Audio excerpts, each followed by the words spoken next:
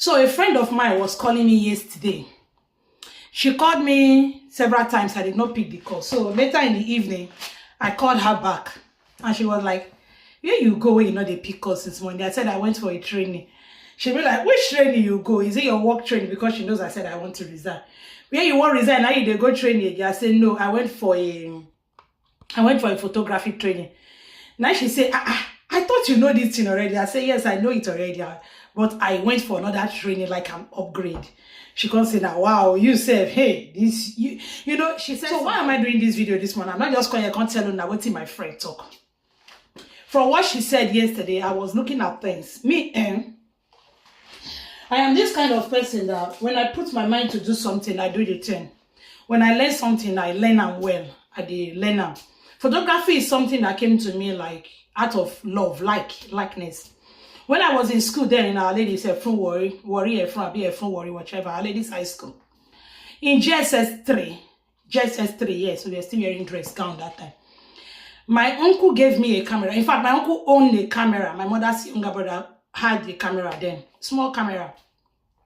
More than wait to don't go. Let's just story time. I'll tell now what I want to tell now. I hope I have the time because my training is for 10 and I have to leave here at 9:21 and it's already 9:10 now. So my uncle had a camera then, and this camera, I just love it. So I take the camera. He doesn't use the camera. He used to leave it at home. So I took the camera. I went to buy film. Film was 35 naira then. I'll be 30 naira, something like that. I went to buy film. I don't know how to fix the film. The place where I bought the film from, along Efron Sapler Road, I told them to fix the film for me. They did fix the film. I took it to school. I started snapping friends. I was snapping friends. Note, my school was an all-girls school. So guys are not allowed inside. People are not even allowed inside. Once we come in, the gate is locked and that is it. So I started snapping people because they don't have they cannot go out. Yes, there's a photo studio just across the road, Bamest then. We do go to Bamest, but it's a studio. So it's an enclosed place. You stand, backdrop, they snap you. Another, it was a raining one then. However, inside the school compound, people want to have pictures in their classroom, writing. People want to have picture in the library. People want to have picture in the, science lab, on the tree. You know, those things. Our school was very big, if you know the school. If you know the school, say hi. If you went to Our Lady, say hi on the comment section. If you know Our Lady, say hi on the comment section. And if you be a Urobo college boy, yeah, say hi. I won't see that hi. So, the school, people want to have picture. People want picture inside the school compound, in front of the school signboard and all that. So your own personal person, Augusta, had a camera. I saw a business there. I like business. That's why I think I'm really called out for business. Not be 9 to 5, no be my thing. I be like, who they do 9 to 5 thing. I like business. So I got into school with the camera. And then I started snapping friends. When we go to inter-house sport, I'll snap. Inside school, I'll snap. Before you know, one roll of film go finish, I will go and buy another roll. It's like almost every day I was having a roll of film. I will go to any junction to go and print the pictures. I trek from Our Ladies to any junction to go and print the pictures. I'm back. And then I do 2 copies, 5x7 for 70 naira. That was how much I was collecting. I became a big girl in school. That was the foundation of 2 years after. Gradually, after many years, I know that I still love this thing called photography. I was into video production. Let's not talk about that. We'll talk about that later. I did AGM, video production, everything. Had some waka pass, acted with people like them, Jim Ike and the rest. But we thought that one is going to be a story for another day. It's not part of this content. So I got married and all the marriage while came and gone. And then along the line again, I found myself buying another point and shoot camera. I bought this one in 2015 after I had my daughter. Now YouTube has started coming up gradually. I bought that point and shoot camera. I was experimenting, doing here and there. I don't even know what I want to do on YouTube, but I was just doing 1 or 2 with this camera. So the camera, I still have it. It's still at home, point and shoot. I bought that one there. I think it was 200 pounds. I bought that camera. So after then, gradually, you know, when I came into this place, the love again came back again because I think I like expressing myself with photography. And then now I started, I got a better camera. Now it was Canon 750D. It's a big one. I spent money buying that camera. Not besides to get money then though, but I loved it, so I wanted to. I bought the camera. I started buying different gadgets. I don't even know how to use. I don't even know how to use them. So this camera is not a point and shoot. Now I started using automatic. Yes, I was using automatic here and there. I tried manual several times. I couldn't use manual. If I do it, the pictures are blurred. I don't know. The settings were confusing. I don't watch 1,500,000 videos. Yet I was still having issues. Gradually, I started working around it. Yes, my manual started getting better. But when I see pictures on Instagram, photographers I follow on Instagram, when I see their pictures, I know I'm not there yet. So sometimes when I'm confused, I just use automatic. Sometimes I still go with the manual and it works for me. So I decided that, okay, you know what? I just put this photography into use. Like I showed you guys in one of my videos. I showed you my camera and I showed you the studio and what I was doing. So now I found this training and I decided I was going to go for this training. When I saw the money, it was big. Before now, I got one photographer in Nigeria. I contacted the guy and said, I want you to put me through on some things here. I want my job to be like this. I showed him some pictures. I want my jobs to be like that. And he said 600,000 naira for 4 lessons, an hour each, 4 lessons, 600,000 naira. Even in pounds, it's still expensive. That is about 300 pounds. It's still expensive. And this is not somebody I'll see one-on-one. It's an online thing. And I saw this training. This training, I paid. It was expensive too. I paid. However, I love what I'm doing here. And from yesterday, I started the training. I've seen a lot of changes. In fact, I came home very happy. In fact, I know chop from morning to night. I had just sandwich because if I too happy or something they do me, I know they feed the chop. Now, why am I telling you this thing? When you find yourself in situations like this, like mine, a single mother with 4 children, nobody whatsoever, I repeat, nobody, their papa don't care whether then they chop, or then they bath. My gas bill, I'm not even going to look at me again. You know, it's very cold this time in the UK. The last one I got was about, when I checked my gas bill, I don't know how they take put up, but it was above 500. Not in 1 month, sharp. Blessing her. I put reoccurring, I don't know they call it, standing order. But I don't know how it came to that price. So, looking at bills here and there, that one I just gas. We don't talk about light. We don't talk about house rent. We don't, a lot of bills flying here and there. And children trip. My children have trips abroad and other. School trip abroad and other. Some of them you pay 1,000. Some of them you pay 800. Some of them you pay 500. And 1 or 2 clubs, scouts, swimming. A lot of bills flying everywhere. So I know that I needed to do more things to be able to support my children. Okay, now, the story of Ruth struck me yesterday night when I came back from wherever I went to. The story of Ruth struck me. Ruth was a woman who got married to a man who the father, Elimelech, and the mother, Naomi, came to their country. Take, for example, they came to the UK from Nigeria. Elimelech died. Ruth's husband died. Ruth was left with the mother-in-law in a strange land. Ruth was left with nothing. She had so much grief, so much loss. Father-in-law, husband, she not even get picking. So a lot of she grieved a lot. She lost a lot. You might say she lost everything except Naomi, the mother-in-law. She cleaved to Naomi, and she and Naomi moved back to Naomi's country. While they were going, or when they got to the country, when they got to Naomi's place, the people in the country started welcoming Naomi. Naomi is back. Naomi is back. You see, they don't call her Naomi again. They call her Mara. Bitterness, because she has tasted bitterness. If you've tasted divorce, if you're in a bad relationship, you know what's called bitterness. You know what's called down low when you hit the ground. Like I used to say in my video, I said when you hit the ground, you bounce. When you hit the ground, you know what's called nothing, like nothing. That's what divorce gives to you. Now they came back to their country. I hope I have enough time for this because I've got a lot to bring out. Now when they came back to their country, they were with nothing. And widows in those days, even till now, you know what they do to widows even now. They are without protection, they are without covering, especially if you become a very poor widow who does not have anything. And that was what Naomi and Ruth were. poor widows with nothing. They came back with nothing. Naomi left with something, but came back with nothing. I came into this city with nothing.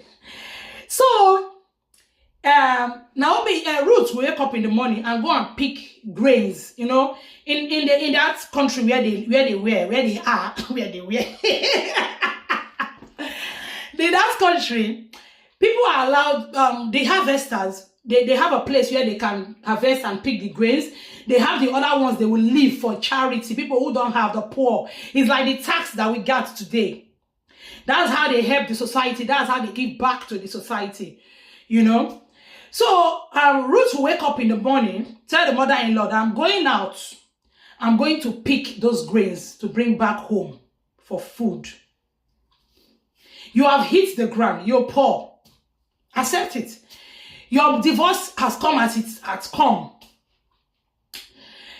You are not going to wait for people to come and give you. If you do, they go see you finish. If you do, your destiny go lost. You've got to get up. Even if you don't know where you dey go, you don't get where you dey go. You don't understand where you dey go. There are some things I start, I don't even understand. But when I put my leg out, I start doing research about it. I start understanding it. Because I be this kind of person, even when my parents were alive, I don't know how to ask. If you are if you are like my kind of person, please let me see you in the comment section. Make we know our tribe. I don't know how to ask. Going to school, then I don't know how to ask my father money. I don't know how to ask mom money. So if you are that kind of person, you got to put on your hats and you got to move. You got to walk. Ruth does not want to beg. They don't want to beg. So Ruth has to wake up in the morning, get up and go and walk. Whether you get money, whether you get capital or not, come out. When you come out and start outside, you will see something. You will relate. You will understand what you can do. I am not just saying come outside physically. Come out on social media. There are lots of 1,001 things you can do. Come out on social media. Go to Google, YouTube. Type, what can I do as a widow? What kind of business can a widow do? Just type your predicament for there. Either in Google or on YouTube, you will see people. You are not the first though. In this, whatever you think you are going through, you are not the first. There are people who have gone through this path. Let them help you to make your path, your way easy. Let them help you to make your burden light. Go to them. Check them online. What can I do? How do I navigate through this? What can I do? What can I do? I told you guys one of my videos too, that when I was in the refuge, I lived in the refuge, in the women refuge for 8 months. While I was in the refuge, I would go to charity shop. If you don't know what's called charity shop, and maybe you are in Nigeria or other places, it's called Okrika, Mokambo, Bendam Select, whatever name you want to call it, is used clothes. I will go to charity shops. I will go and buy things from charity. I don't even buy the one they just brought out. I buy sales in charity. That's called further reduction. They have red tag on them. That is the one I go and buy. When I buy them, I bring them to eBay. I snap them. Even if now £1 enter, £1 is going to buy bread for my kids because one bread now 75p. Get up, do something. Don't wait for people. If you wait for people, that is when they will laugh at you. If you wait for people, that is when they will mock you. They will gossip you whether you wait or not. That one is okay. Have a thick skin. No sense. Who they ground, not they fear to fall again. You're already on the ground. Why are you scared to fall? Get up and do something. What do you have passion about?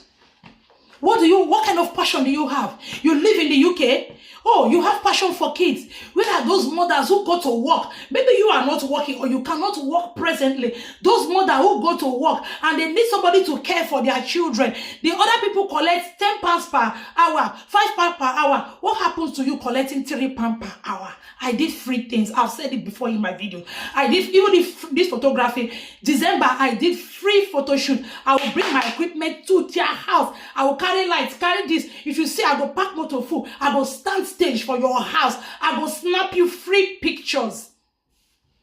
Because I love what I am doing. It gives me joy.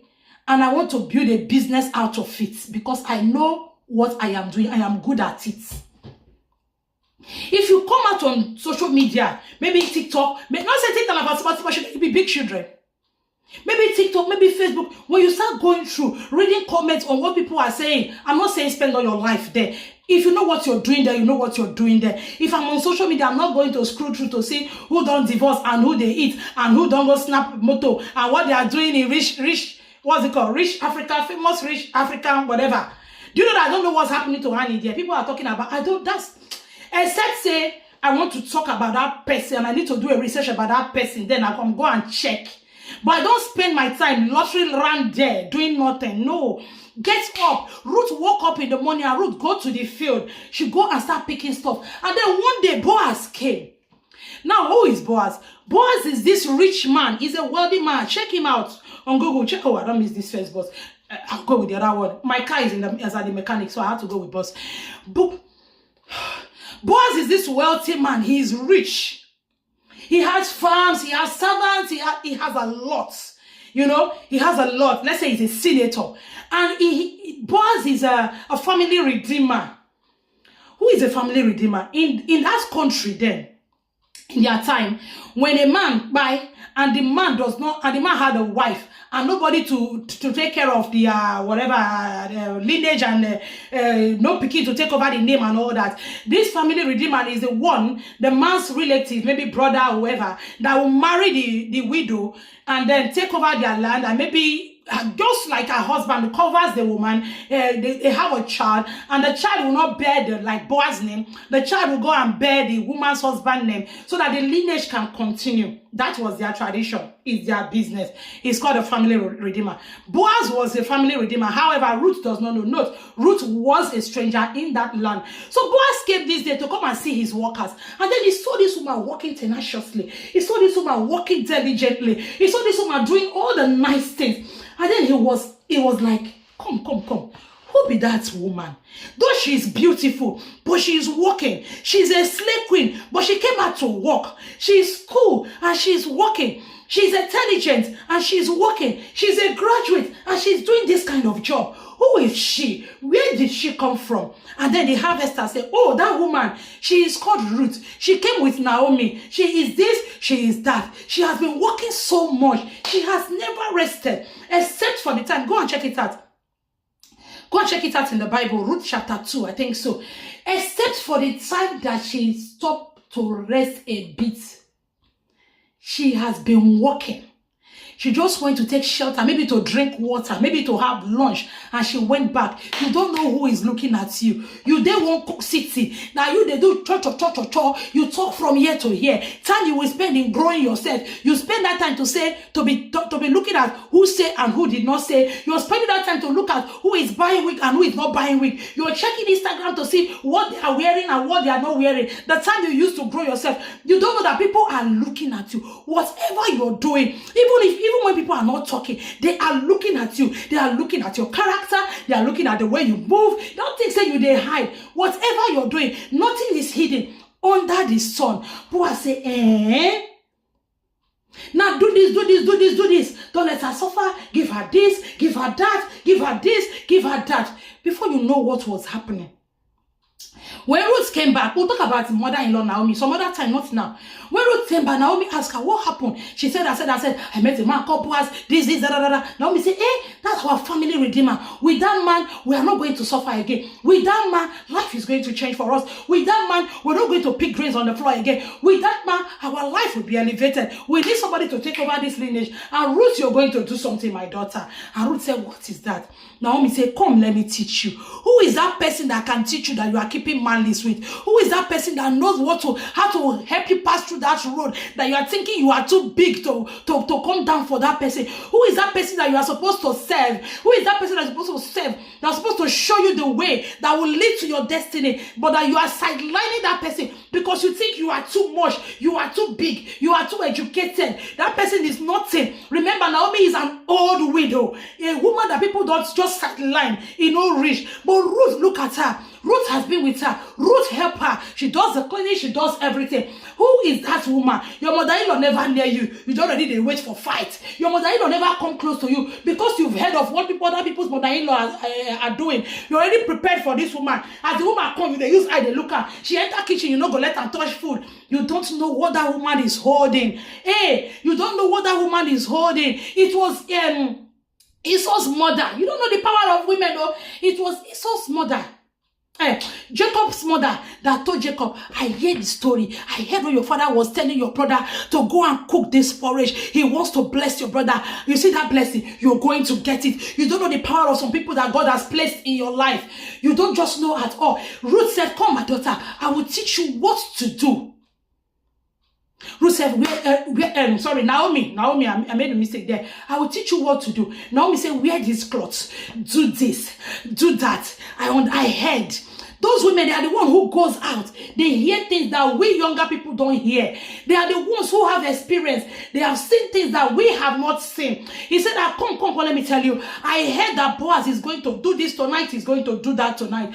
Boaz is going to drink. He's going to eat. He's going to be merry. And I heard that he's going to lie down around that area. My daughter, come and put on something. Come and wear something. When you wear this cloth, it's going to be your best. You're going to dress like this. You will do your eye pencil like that. You will use this lipstick like that, and then you're going to go. Don't come out when this man is not married, has not eaten. Don't come out when this man has not had his drink. Let him finish eating. Let him finish having his drink. And then when he has gone to lay or lie, that is when you go to lay close to him.